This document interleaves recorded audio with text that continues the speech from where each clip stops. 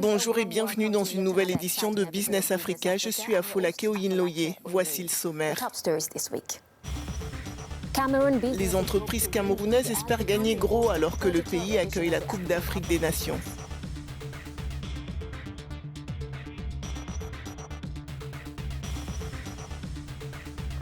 Après 8 années de récession, une augmentation significative des investissements dans le secteur du gaz permettra à la Guinée équatoriale de relancer sa croissance économique en 2022. Il paraît que les chiffres ne mentent pas. Eh bien, voici un nombre auquel vous devez penser. Les startups africaines ont reçu près de 5 milliards de dollars d'investissement en 2021.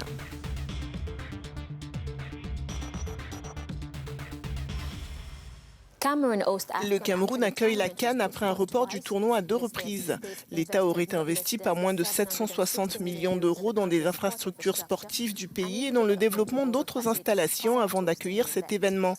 La CAN redonne déjà vie aux entreprises camerounaises, car certains entrepreneurs changent déjà de secteur. Beaucoup espèrent que les revenus du tournoi pourront relancer leur business après des pertes subies pendant la pandémie.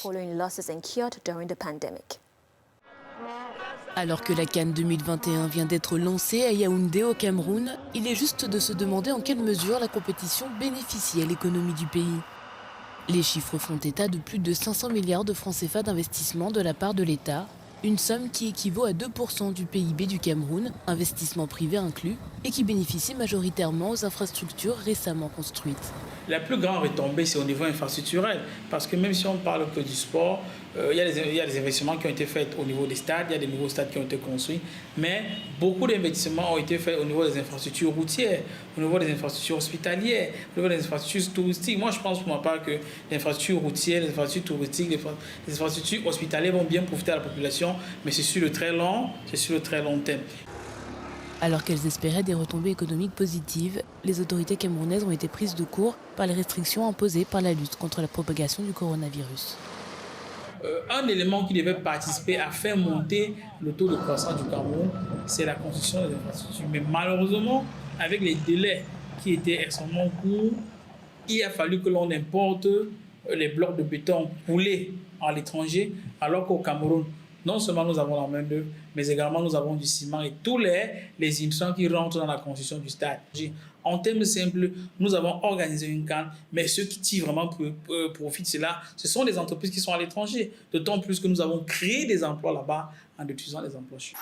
Les espoirs d'un retour sur investissement et de retombées économiques positives pour le développement financier du Cameroun sont ainsi aussi grands, voire plus ambitieux encore, que les espoirs d'une victoire des Lions indomptables. Nous allons approfondir le sujet avec l'économiste Maïs Mouissi. Merci d'avoir accepté notre invitation. Quelles opportunités commerciales l'organisation d'un tournoi comme la CAN offre-t-elle localement et régionalement ? Organiser une Coupe d'Afrique des Nations, comme c'est le cas aujourd'hui au Cameroun, apporte effectivement quelques opportunités. Avant la compétition, il y a plusieurs projets d'infrastructures qui sont réalisés, généralement des projets en lien avec les infrastructures sportives, en lien avec l'hôtellerie et également quelques infrastructures routières. Et donc, ceci permet généralement d'avoir un effet de boost sur l'économie dans la phase de préparation de la compétition. Ensuite, au moment de la compétition, il y a un impact évidemment en matière d'exposition, en matière d'opportunités sur le moment, mais il faut savoir que ça reste des impacts de court terme. Sur le long terme, les compétitions sportives comme la Coupe d'Afrique des Nations, historiquement, ont très peu d'impact sur les économies des pays qui sont organisés à long terme. Combien le Cameroun a-t-il investi dans cette compétition et qu'en attend-il en retour ? Alors, combien le Cameroun a dépensé pour organiser cette compétition? En réalité, on ne peut pas le savoir maintenant.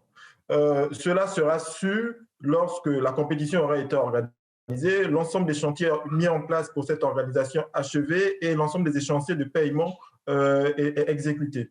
En fait, il va falloir attendre 1 an ou 2 ans pour pouvoir regarder l'ensemble des travaux qui ont été réalisés dans le cadre de la compétition, donc pas uniquement les infrastructures sportives, les projets de développement annexes qui étaient portés en même temps que la compétition pour savoir. Généralement, dans le système francophone qu'on trouve dans la plupart des pays africains, c'est dans les lois dites de règlement qui interviennent 1 an ou 2 ans après l'exécution d'une loi de finances, que l'on sait exactement combien on a dépensé. Pour l'instant, on avance des chiffres pour un stade par-ci, un stade par-là, mais les dépenses effectuées par un pays vont au-delà de ces chiffres. Ce sont des dépenses beaucoup plus globales qui doivent intégrer tous les aspects d'organisation, tous les projets de développement annexes, tous les projets en lien avec l'hôtellerie et tout ce qui a permis justement de mettre en place la compétition, y compris les aspects de logistique, de transport et d'infrastructures de santé notamment. Cet événement aura-t-il une impulsion économique à long terme pour le Cameroun? Moi, je pense pas qu'il y ait un impact sur le très long terme. Au contraire, les compétitions comme les Coupes d'Afrique des Nations et les infrastructures qui sont réalisées dans le cadre de cette compétition ne sont pas des centres de bénéfices, mais ce sont des centres de coûts. Lorsqu'on construit 5 stades, 6 stades pour une compétition, derrière, il faut entretenir ce stade. Donc, en réalité, ça nécessite de pouvoir injecter chaque année de l'argent pour l'entretien. Et généralement, les pays en développement ne disposent pas de suffisamment de ressources budgétaires pour pouvoir organiser cet entretien et le mettre en place de façon pérenne. Sur l'instant, évidemment, la Coupe d'Afrique des Nations a un impact positif sur l'économie, bien que mineur en phase de crise liée au Covid aujourd'hui. Mais sur le long terme, on verra bien que la Coupe d'Afrique des Nations n'a pas un impact structurant très fort pour l'économie. Les stades ne créent pas des emplois. Ils créent des emplois au moment de la construction, mais une fois la compétition est passée, il n'y a plus d'emplois pérennes.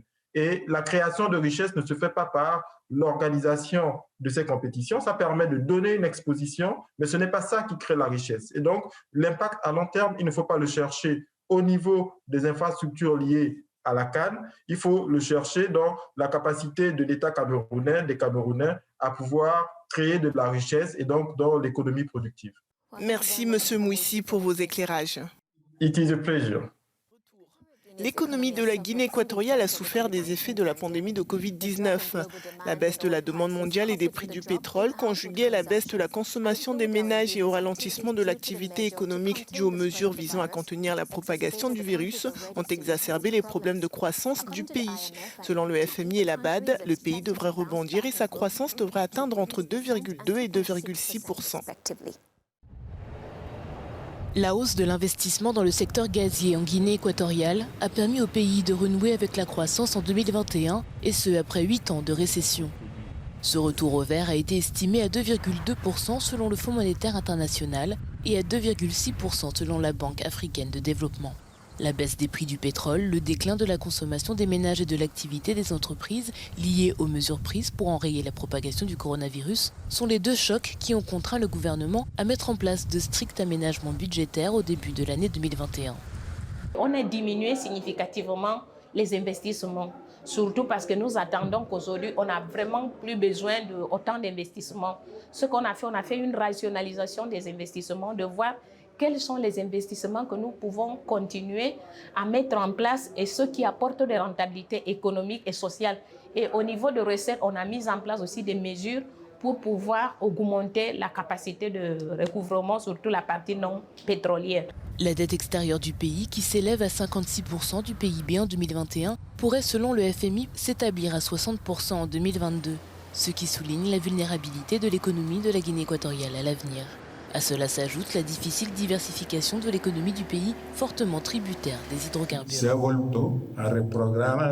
Nous avons dû reprogrammer notre agenda de diversification économique sur 2035. Nous n'avons pas pu atteindre tous les objectifs programmés pour l'année 2020. Voilà pourquoi nous avons choisi de tout replanifier. La Guinée équatoriale évite une énième récession, mais l'économie reste fragile car sans élan pour 2022. Pour préserver sa stabilité macroéconomique, le pays doit encore, selon le FMI, accélérer les réformes pour promouvoir la bonne gouvernance et l'orthodoxie financière. En 2021, les startups africaines ont battu des records de financement levant près de 5 milliards de dollars à travers le continent. Cela représente plus du double des investissements en 2020. Mais alors que 5 milliards de dollars représentent une forte somme pour l'Afrique, à l'échelle mondiale, les startups ont décroché 201 milliards de dollars en 2021, avec les startups d'Amérique latine en tête de liste, avec plus de 300% d'augmentation d'une année sur l'autre. 2021 a été une année remarquable pour les startups africaines. Selon le rapport 2021 sur l'investissement en Afrique de Britterbridge, publié début janvier, elles ont réussi à lever près de 5 milliards de dollars grâce à 818 opérations supérieures à 100 000 dollars.